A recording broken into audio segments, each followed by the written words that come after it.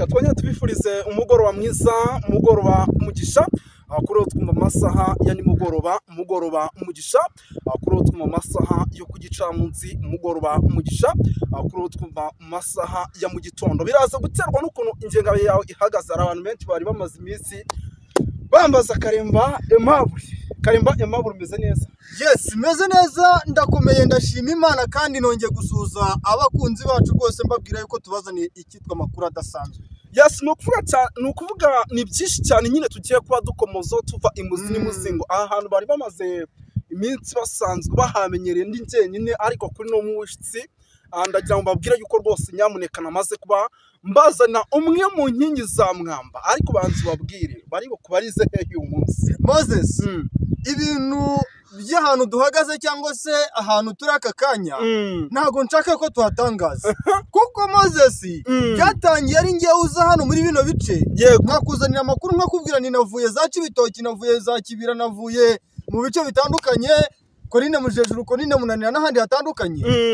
Ariko noneho ikintu gihara aka kanya ahantu duhagaze, urebye haruguru ukareba hepfo cyangwa ukareba inyuma, yego, ukitegereza hasi, yego, hari ikintu kidasanzwe. No mpamvu rero ni byinshi cyane tugiye kuba tugaruka tuva imuzingo. Barabizi ni by'umwihariko ni hano rwose mutubariza twebwe ubu tuba twamaze kuhatera amatako. Ngira ngo mu gihugu cy'u Burundi tumaze iminsi dukurikirana byinshi, twakurikiranye amatora y'abadepite, twakurikiranye amakuru agiye atandukanye by'umwihariko y'ibijyanye n'ibiri kuba mu mujyi wa Uvira. Urabizi ko igihugu cy'u Burundi kirimo kirahorohereza umusada uremereye cyane kugira ngo izi ntare zasarambwe zidakuramo uyu mujyi wa Uvira. Ni ukuvuga ngo rero ibyo bintu byose byinshi cyane n'ibindi byinshi, inama zirimo ziraba i Bujumbura, turaje tubyinjiremo. Ariko mbere kugira ngo tubyinjiremo, bwana Karemba Aimable, nyemerera tubanze dusuhuza abantu badukurikira. Ngira ngo ikaze ni yawe tusuhuza abantu badukurikira, asigaye mbabwira ingingo z'ingenzi duhita twikomereza n'amakuru. Ndabanza gusuhuza abakunzi bacu badukurikira bari mu gihugu cy'u Rwanda, ndasuhuza abakunzi bacu amajyaruguru, amajyepfo, iburengerazuba, iburasirazuba, mu mujyi wa Kigali. Nibakomeze bagire amahoro n'imigisha bikomoka kuri Nyagasani. Ndasuhuza abakunzi bacu badukurikira bari hano mu gihugu cy'u Burundi, abari mu gihugu cya Uganda, Tanzania, Kenya, mu gihugu cya Kongo. Nanabibutsa rwose gukomera cyane mu bice bitarimo umutekano, mukomere cyane, Imana iri muhande rwanyu kandi muremye mu ishusho yayo. Niko kandi nanone hanze ya Afurika y'Uburasirazuba, abari za Malawi, Afurika y'Epfo ndetse Mozambique, twabashuje. Dukomeza cyane ku mugabane w'Uburayi, abari mu Bwongereza, mu Bufaransa, abari mu Budage, abari za Australia n'ahandi hatandukanye, abari muri Leta Zunze Ubumwe za Amerika. Dufite abantu benshi cyane bwana Moses, yego, nabo twabashuje kandi tubifurije kugira amahoro n'imigisha bikomoka kuri Nyagasani. Muri Aziya twabashuhuje mu bice byinshi bitandukanye, mu Bushinwa, mu Buhinde, muri Omani, muri Qatar. Tubifurije amahoro n'imigisha bikomoka kuri Nyagasani. Yes, birumvikana rero ni byinshi cyane. Ngira ngo mu gihugu cy'u Burundi njye mpita mbangura, bari muri Korine Mujejuru, bari muri Korine Murangala, bari muri Korine ya Tongo, bari muri Korine ya Kinazi, bari hano rwose za Cibitoki, bari Bujumbura, Bubanza, barahitwa za Ruyigi ndetse na za Gasorwa. Tubahaye ikaze by'umwihariko muri rusange. Bwana Karemba Aimable, turaza gukubita tubangura kugira ngo niwaguze megabyte z'ijana icyo kintu bacyumve neza.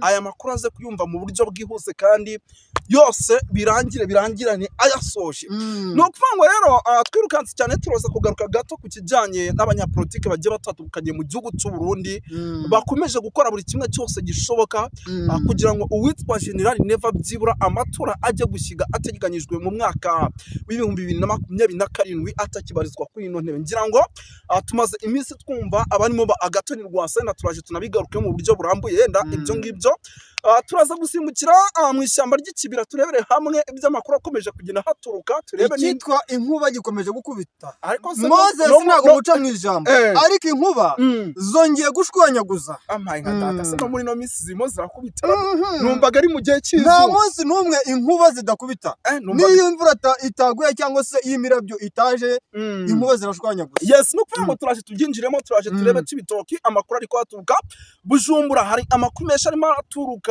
Bujumbura, harimo urujya n'uruza rw'abantu ngo batazwi bakomeje kugenda bagaragaramo, umutekano ntago urimo uragenda uhagaragara neza. Cibitoki amanama arimo arakorwa, arimo avuga ku mujyi wa Uvira. Igihugu cy'u Burundi gikomeje kurinda bikomeye ikibuga cy'indege. Ese niyo mpamvu bitera bimeze bite? Ariko bwana Karemba Aimable uze kunyemera tugaruke n'uwitwa General Guillaume Bunyoni umaze igihe kitari gito muri gereza by'umwihariko y'u Burundi, ushinzwe gutera kudeta, kugerageza kudeta mu mwaka wa 2015 na n'ubu kiri muri gereza. Binavugwa yuko isaha n'isaha ari umwe mu bashobora kugora uwitwa General Neva mu gihe yaba arimo ariyamamaza mu matora ateganyijwe mu mwaka wa 2027. Mbere yuko aya makuru tuyinjiramo, reka tubanze tugaruke ku kijyanye n'abadepite mu gihugu cy'u Burundi. Habaye amatora y'abadepite, aya matora y'abadepite agaragaramo ubujura bukabije. Ese bwana Karemba Aimable koko ubu bujura mu mboni zawe, mu busesenguzi bwawe, bwarakozwe ntibwakozwe? Bimeze bite? Amakuru ukuraweho ubundi bwabwite nayahe? Moses nshingiye ku mitekerereze yanjye, nkashingira ku byo mbona mu gihugu cy'u Burundi, byaba ari kuri politike ikoreshwa n'uwitwa Evariste Ndayishimiye ndetse nabo bafatanyije. Gahunda bafite ishyaka rya CNDD-FDD ni ukwiharira ubutegetsi kandi bagahera hasi. Yego, uretse kuba turi kuvuga wenda abadepite no mu zindi nzego zo hasi zo mu gihugu cy'u Burundi, ubu ngubu gahunda bafite nuko ishyaka rya CNDD-FDD nibuza rigomba kwiharira ubutegetsi ku kigero kingana na 99.99%. Birumvikana yuko n'uwo nguwo umwe cyangwa icyo gice gisaguka cyaza kije mu ishyaka rya porota mu mbare. Yes, nta kibazo komeza. Uwo nguwo umwe ushobora kuba yaza akaza yivanga muri iryo shyaka rya CNDD-FDD, nta jambo azaba gifite. Kuko naramuka navuze gahunda uwitwa Evariste Ndayishimiye afite ni ugufata ku gakanu utamwimvamo cyangwa se udashaka kumva nkuko yumva cyangwa se ibyo atekereza. Impumba ni yanjye rero nkuko wari umimbajije, amajwi yaribwe kandi byavuzwe n'abakora muri ino shyaka rya CNDD-FDD, babibwiye bamwe muri benshi, babitangaje. Amajwi yaribwe, ibi byasesenguwe n'abatavuga rumwe n'ubutegetsi bw'igihugu cy'u Burundi. Ibi ndakubwiza ukuri yuko rero bigiye no guteza ikibazo, kuko abatavuga rumwe n'ubutegetsi bw'igihugu cy'u Burundi bambariye urugamba. Yes, iki kibazo nashaka kukubaza, ngira ngo tumaze iminsi twumva amakuru agiye atandukanye. Hari amagambo twasesenguye mu buryo bugiye butandukanye ku kijyanye n'uwitwa General Neva, yuko arimo arakora buri kimwe cyose ngo yimakaze cyangwa se afate ibibanza byinshi mu matora ateganyijwe kugira ngo abone buryo ki n'ubundi amatora bashobora kuyegukana. Ese koko urabihamya cyangwa se mu busesenguzi bwawe ushobora kutubwira buryo ki uyu mugabo arimo aragenda afata ibibanza byinshi muri ano matora ateganyijwe kugira ngo ishyaka rye n'ubundi rikomeze kuyobora? Ni mu buhe buryo nimba bitari bigukomereye cyane? Ni ukuvuga ngo ku ruhande rwa Evariste Ndayishimiye, ku ruhande rwa Neva, ku ruhande rwa Neva rero impamvu ikomeye cyane akomeje kugenda yiharira ubutegetsi bw'igihugu cy'u Burundi, navuga yuko ariyo political system ikunze gukoreshwa cyane n'abanyepolitike benshi hano muri Afurika. Ariko cyane cyane noneho mu gihugu cy'u Burundi ho biragaragara yuko biri kongera n'ubukana cyane, kuko biranavugwa yuko muri quartier nyinshi zitandukanye mu mavire uwitwa Evariste Ndayishimiye yagiye ashyirayo abantu b'intasi, avuga ati aba bantu nibamenya amakuru yuko hari umuturage n'umwe uri kuvuga nabi ishyaka rya CNDD-FDD cyangwa utari gutegura kuntora, uyu muntu agomba gukurikiranwa kandi akazatabwa muri yombi, bikurikije yuko n'ubundi agaragaza yuko adashyigikiye ishyaka rya CNDD-FDD. Ibi rero Evariste Ndayishimiye nta yindi mpamvu yafashe izi ngamba zo kwiharira ubutegetsi cyangwa zo kuguma kuri uruhande ahagazemo, nuko yakoze ibikorwa byinshi. Urabizi impunzi nyinshi zahunze igihugu cy'u Burundi zihunga imigirire mibi ndetse n'imikorere mibi y'ubutegetsi bw'ishyaka rya CNDD-FDD. Evariste Ndayishimiye bikanamunanira gucyura izo mpunzi. Zimwe muri izi mpunzi nizo zavuyemo umutwe wa Red Tabara uharanira uburenganzira n'ubuzima bw'abaturage b'igihugu cy'u Burundi utavanguye ubwoko cyangwa ngo uvangure agace.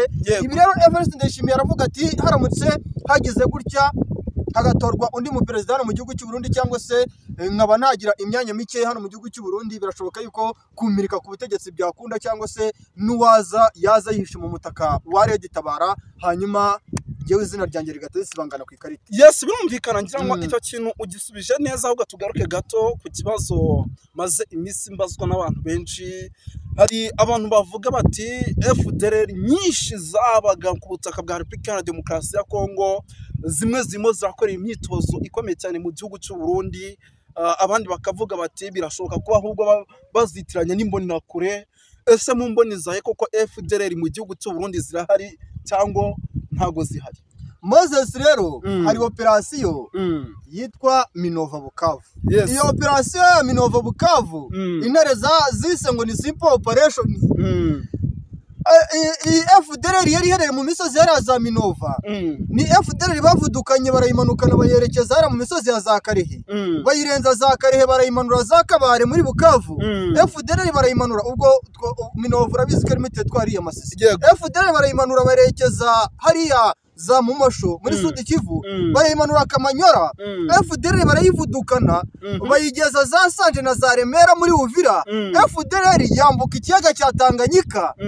Isanzeyo abandi ba FDLR benshi, uwitwa Kisekedi Shirombo yari yarahaye Evariste Ndayishimiye ngo abe abamubikiye nyuma yo kumenya amakuru yuko n'ubundi M23 gahunda ifite atari yo gufata umujyi wa Goma gusa, ahubwo gahunda ifite ari yo gufata na Sud Kivu muri rusange. Urabona FDLR yari iri muri ya misozi ya za Minembwe. Yego. Urabona FDLR yari iri hara za Peni kusumira amashyamba ya za Shabunda n'ahandi hatandukanye. FDLR yari yirunzeyo yose ni yari iri hara muri teritwari ya Masisi mu bice byara muri za Minova. FDLR yari ha mu misozi ya za Kare muri ari amashyamba, niyo yimanukiye yambuka ikiyaga cya Tanganyika isangayo abandi barenga 9500 bari mu gihugu cy'u Burundi. Birumvikana yuko binavuga yuko igihugu cy'u Burundi aba FDLR gicumbikiye bashobora kuba barota n'aba FDLR bari mu gihugu cya Kongo. Ibintu ntago byoroshye. Ibintu noneho ndaza kubyerekeza mu buye buryo. Nukuvuga rero reka yenda ibi twita tunabivaho dukomeze kuko turimo turakubita tubangura, ahubwo tugaruke gatoya ku kijyanye n'amakuru akomeje kugenda turuka mu mujyi wa Bujumbura. N'amakuru nayo nakomeje kugenda mbona garukaho n'ibitangazamakuru bigiye bitandukanye byandikira mu gihugu cy'u Burundi. Harimo za social media Burundi, hari ibitangazamakuru birimo iza Indundi TV zikomeje kugenda zitangaza amakuru menshi ibikomeje kugenda bituruka hano mu mujyi wa Bujumbura. No mujyi wa Bujumbura kugeza amaginga bivugwa yuko utarimo umutekano. Mu masaha y'umugoroba hari kugaragaramo patrouille z'abasirikare benshi ndetse n'ahitwa za Gitega. Ese Bwana Karimba Aimable, iki gihugu bavuga ko isaha ku isango Red Tabara yazagishwanyaguza cyangwa se ishobora kuzakinjiramo. Ubona Red Tabara koko mu gihugu cy'u Burundi ishobora kwinjira muri no migi byoroshye nkuko abarundi sanisa bahora babyikeka? Erega Moses, icyo kibazo mbajije ni nkuko ushobora kuba wabaza umuturage wenda runaka ukamubaza ati ubona M23 bishoboka yuko yakwinjira mu mujyi wa Uvira. Ibi ni ibintu byoroshye kuko n'ubundi aba bana bo mu mutwe wa Red Tabara ukomoka mu gihugu cy'u Burundi, ibi bice bya za Bujumbura, imisozi ya za Kibitoki, za Kirundo n'ahandi hatandukanye ntajya kurondora ngo marangize. Ni ahantu bavukiye bazi aho baca munsi y'ubutaka, baca hejuru y'ubutaka, bagenda baryamye cyangwa se bagenda bahagaze cyangwa se bagenda bicaye, bazi uburyo bashobora kuba bajya muri ibyo bice mu buryo buboroheye. Ni nabwo bwoba uwitwa Evariste Ndayishimiye ubona afite kuko Red Tabara imaze imyaka myinshi itegura ibitendo karundura, ibitendo karabutaka byo gukuraho ubutegetsi bw'igihugu cy'u Burundi n'ubundi bukomeje kujujubya abaturage. Oya n'ubundi arega banavuga ko bagomba kugaruka mu gihugu cy'u Burundi demokarasi iriho y'uwitwa General Neva igendera ku bintu bijyanye n'amacakubiri n'ibindi bintu tusanzwe twumva mu gihugu cy'u Burundi itakibarizwaho. Ibyo ni ibintu n'ubundi twe tuzi kandi tumaze n'igihe dukurikirana cyane, ngira ngo yenda baze kutubwira ku minota yenda niyo wabitubwira mu buryo bw'ibimenyetso kugira ngo tuze kumenya ese iminota tugomba gukora niyihe. Yes, nukuvuga rero Bwana Karimba Aimable ndagira ngo twirukanke cyane by'umwihariko tugaruke gato ku kijyanye n'amakuru akomeje kugenda by'umwihariko hano za Gitega. N'Igitega kugeza maginga ya ni igice gitahamo abayobozi benshi kandi kikaba igice nanone dukunze kumva kigaragaramo umutekano muke.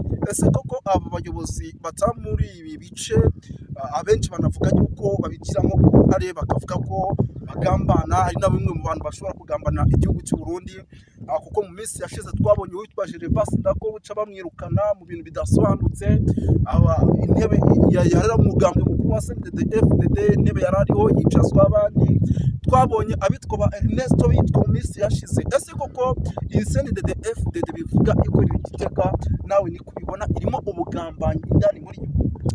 Nuvuga ngo Moses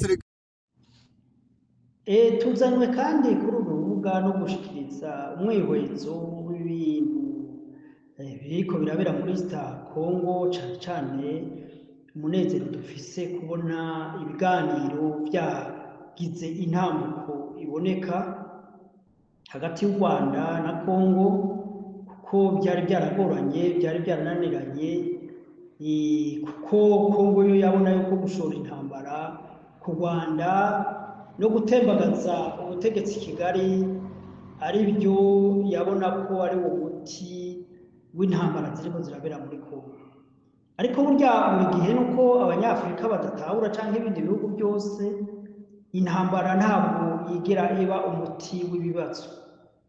Umuti w'ibibazo abantu bafite ni ukuganira, ndetse ni byiza burya yuko abantu bashobora kuganira ibintu bitarononekara.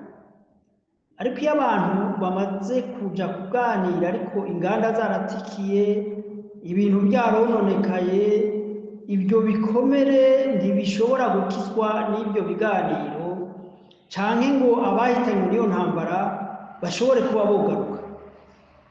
Ico gituma burya ibihugu bya Afrika bikwiye kwiga kugira ibiganiro imbere y'uko intambara zibaho. Ntibarindire yuko abantu bananiranwa, ahubwo bakumvikana, hanyuma amahoro akagaruka. Ubwoba gusa dufite nuko iyo Amerika yinjiye mu bintu icumenga yigaruriye ibyo bihugu. Cyane cyane tubibona mu nyifato yuriya muserukizi wa Etazini mu biganiro, uko yigenjeje muri ibyo biganiro, cyane cyane nuko abahinga babivuga, canke nanjye no bivuga nk'umuhinga muri ibyo. Urumva iyo amasinye abantu bakora bariko baravugana biba bivuga cyane kurusha ibyo abantu baba bariko baravuga ku muntu. Urya muserukizi wa Trump yahagarikiye biriya biganiro, yari yicaye hagati ya Kayikwamba na Nduhungirehe. Hageze rero ko basinye baraheza, baravuga n'amajambo baraheza, ariko turebe akanya gato k'iminota nk'ibiri itatu yakurikiye, aho urya muserukizi wa Trump yabanje aramutsa Kayikwamba.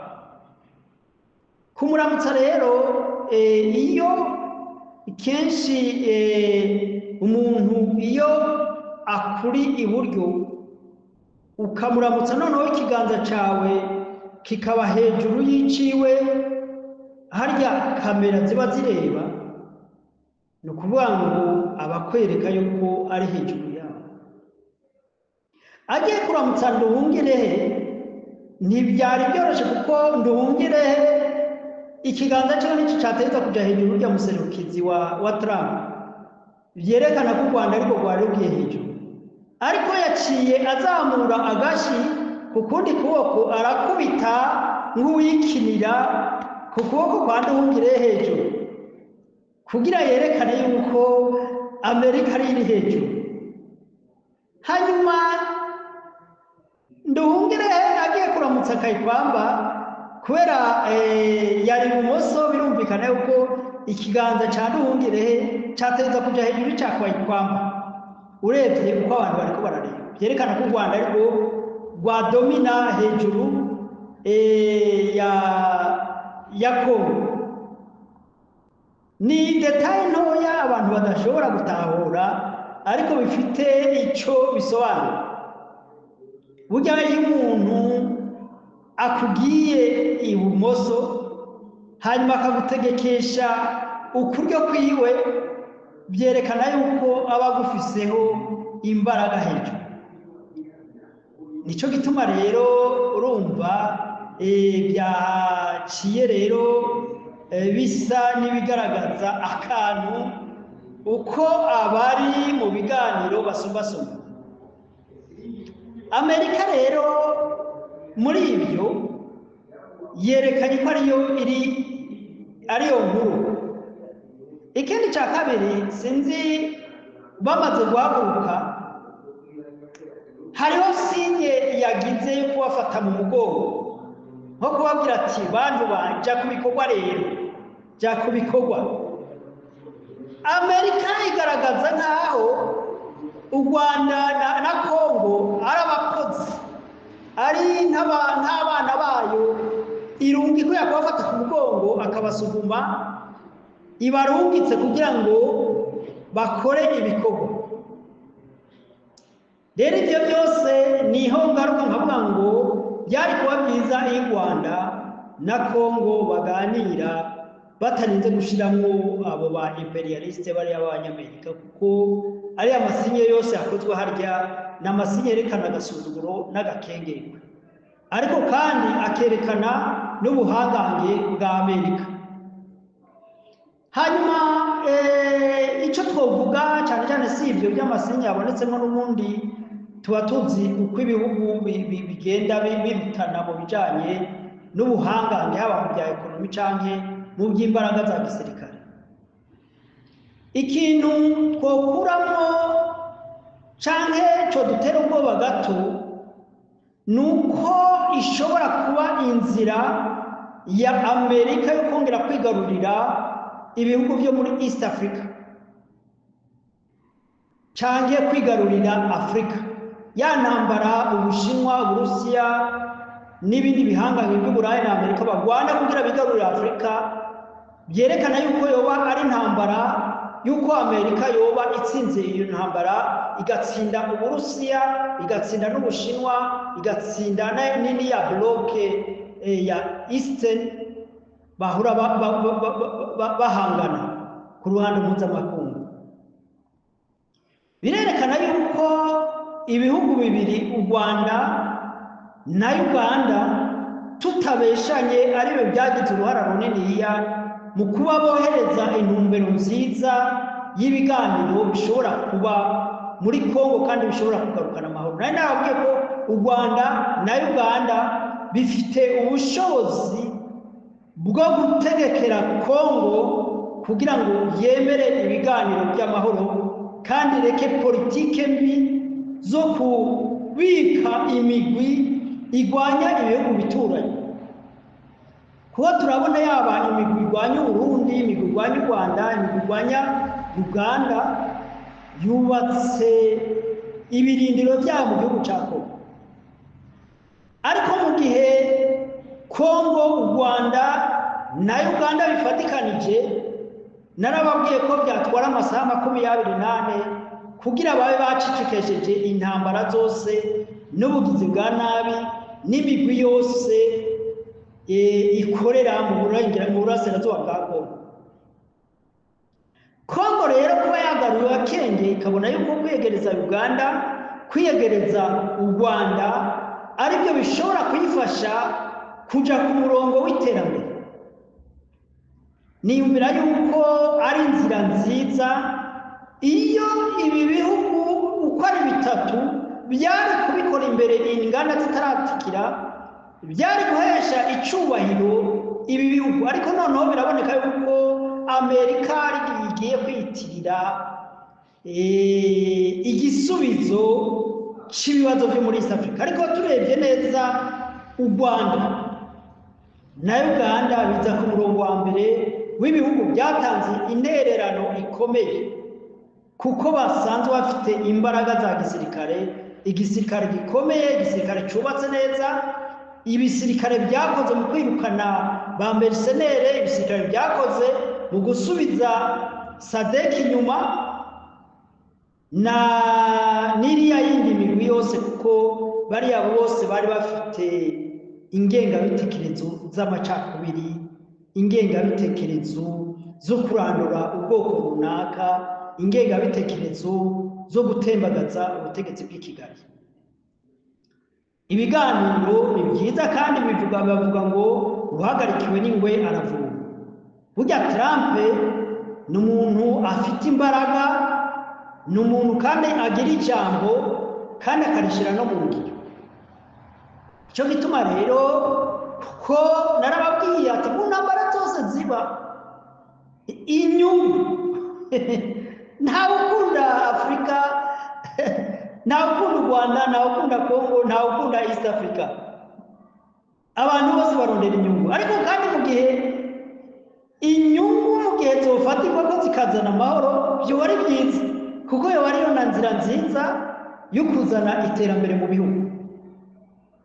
Rero icyo nagomba kuvuga muri make, reka turindire turebe.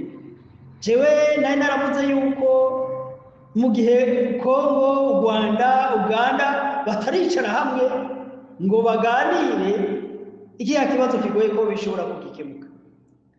U Rwanda rero rwarondera nago fevere uruhusha guguruye rwo kujya gufasha Congo gukemura ibibazo by'imigwi, iriya migwi y'abamayimayi yiyungiye muri ya Wazalendo, ugaca usanga muri Congo ubwoko bwose bufise igisirikare. Bijya bintu ni ibintu bidashoboka, ni ibintu by'akajagari. Cyo gituma nta gisirikare cy'ubwoko gishobora kubaho. Abantu ntibiyumve ko ari abakongomani, abantu ntibiyumve ko ari muri East Africa, abantu ntibiyumve ko ari abanyafurika. Dukemurire ibibazo hamwe tutitaye ku bibazo bijyanye n'amoko. Amoko nimba tutigira kuri iyi myaka irenga 40 cyangwa hafi iri kwegereza hafi 80, hari intambara zijyanye n'ibintu by'amoko muri aka karere, tukaba tudashobora kwiga yuko ibintu by'amoko dukwiye kubishyira inyuma, ahubwo tugashyira imbere ibintu bijyanye n'iterambere n'inyungu zitari z'akaguru kamwe, ariko inyungu za twese, za nyungu zifatiye ku kubona ibifungurwa bihagije, food security, aho umuntu haba lodgement, za nyungu zifatiye ku kuvugwa, kwiga kuri gusa, kuko ubutunzi buri muri East Africa burashobora kudufasha gushika kuri izo ntego, kandi ibyo nibyo umuntu mutoya akeneye. Umutekano, ubuhinzi, ibijyanye n'akazi, ibijyanye na industrialization, ibijyanye n'amahinguriro, ibijyanye na tekinoloji, ibyo byose akaba ari byo dushyira ko umutima. Ibijyanye na transport, y'amabarabara, y'amadege, za nzira z'indarayi, ibyo byose nibyo dukeneye. Kwa kuba East Africa tukabumwe, tukagira karangamuntu imwe, bikaguka bikagera kuri Afrika nzima, tukaba twitegenja muri Afrika akaba isoko imwe. Ibyo nibyo byatuma umunyagihugu muri Afrika nawe ashobora kwiruhutsa. Ubutunzi muri Afrika noneho ntibubwe abantu bakeya cyangwa ngo bube ubw'aba imperialist, ahubwo bukaba bushobora gukira kuri buri muntu. Nagire ndabe inyungu za buri gihugu. U Rwanda inyungu bwa mbere bwakuyemo ni ukurandura burundu menase y'iriya migwi isanzwe irwanya u Rwanda, na cyane cyane iriya ifite ibitekerezo bya jenoside nka FDLR n'izindi zibumbiye muri za P5. Iyo ni inyungu ya mbere, kuko umutekano u Rwanda nibwo rukeneye kugira ngo rushishikare gutera intambuko no gukataza mu bijyanye n'iterambere. Hanyuma tugarutse kuri Congo yari ikeneye imfashanyo y'abantu bari experiment, nka Perezida Paul Kagame, nka Perezida Museveni, ari nararibonye mu bintu by'ubuyobozi, kandi bashoboye kugira aho bakora ibihugu byabo bakaba babishikanye uno munsi. Nubwo ibyo gukora bikiri byinshi ariko ibyo byose mu gihe atamutekano hari by'iterambere twifuza muri aka karere dushobora kuribona. Kuba u Rwanda na Kongo na Uganda bagiye gukorana kikaba nk'igisirikare kimwe, numva ari ibintu bihambaye cyane bizotuma Afurika nzima ishobora kubona amahoro, kuko ibyo bihugu uko ari bitatu gusa ahantu hose byohaguruka kugira ngo bihagarukane amahoro, haba muri Sudani, haba muri Central Africa, haba muri Mozambique, haba muri AES.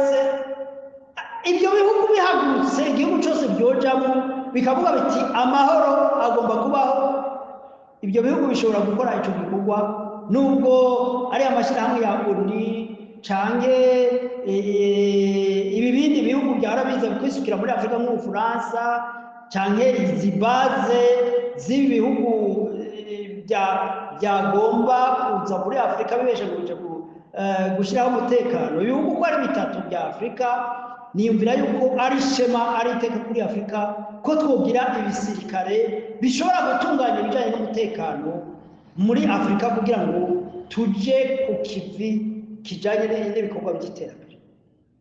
Kongo rero gufatikanya n'u Rwanda na Uganda nibaza yuko ari ibintu bikomeye cyane. Uganda nayo ni byiza yuko ya migwi ya ADF n'iyindi migwi yahora iza kuturumbanya muri Uganda kugeza aho batera i Kampala batera amabombe n'ibindi, niyumvira yuko muri make ibi bihugu byose bigiye kunguka ibijyanye n'umutekano. Icyo ni ikintu cya mbere. Icya kabiri ni uko ibi bihugu byari bisanzwe bifite amaporoje menshi ajyanye n'ibintu by'iterambere.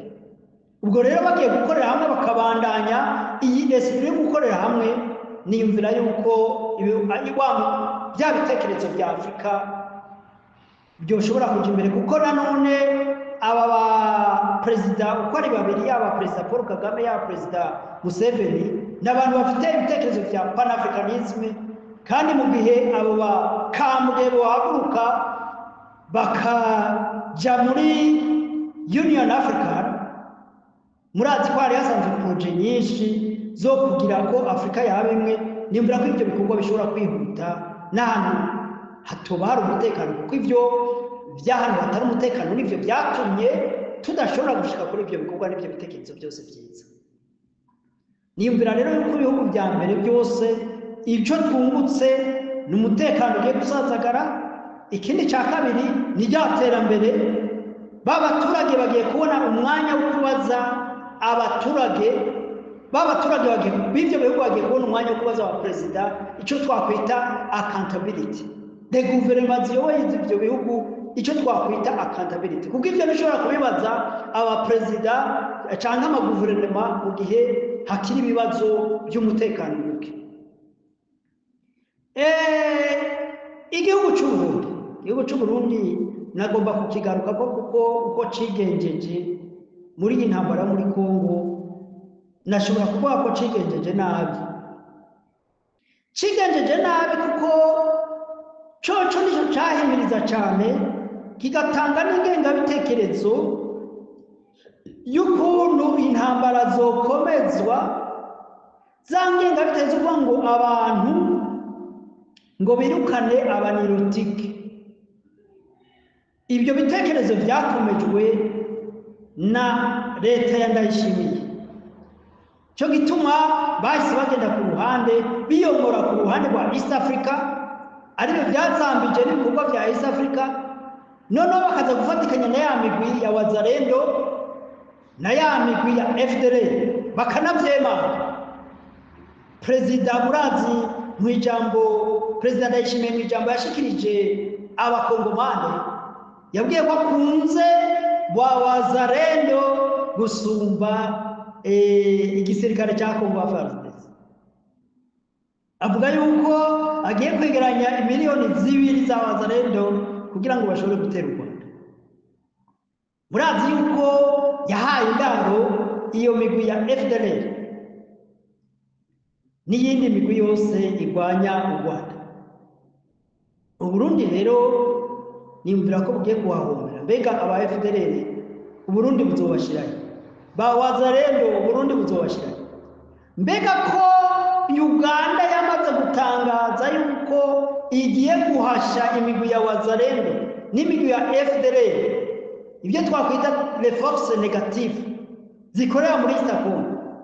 None Uburundi ko bwihetse ko FDLR bukeka ko wazalendo, nimbira ko u Rwanda cyane cyane Uganda yamaze kubivuga, ibitero bigiye gutera kuri wazalendo na FDLR bizogera ni Burundi.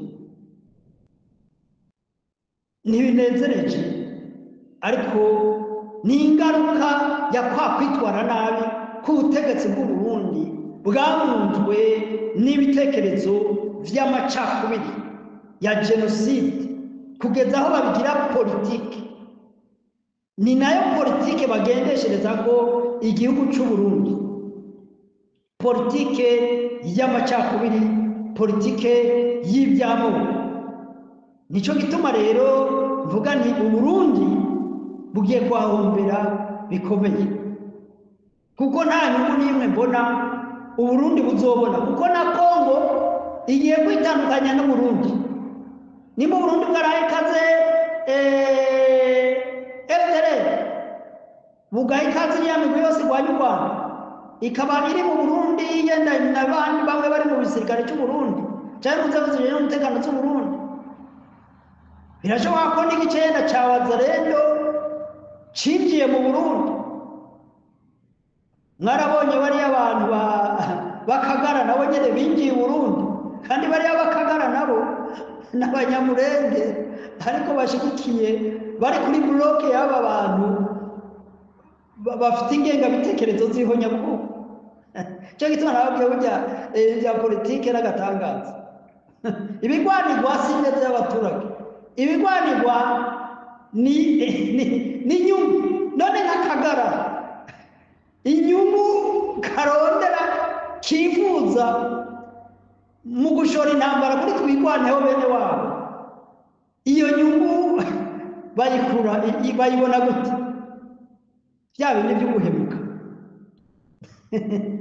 Rero ibintu by'abanyamurenge ni ibintu byo kwinjiramo, ariko nobanura ko barondera umuntu wo mu bwoko wabo w'inararibonye barahari,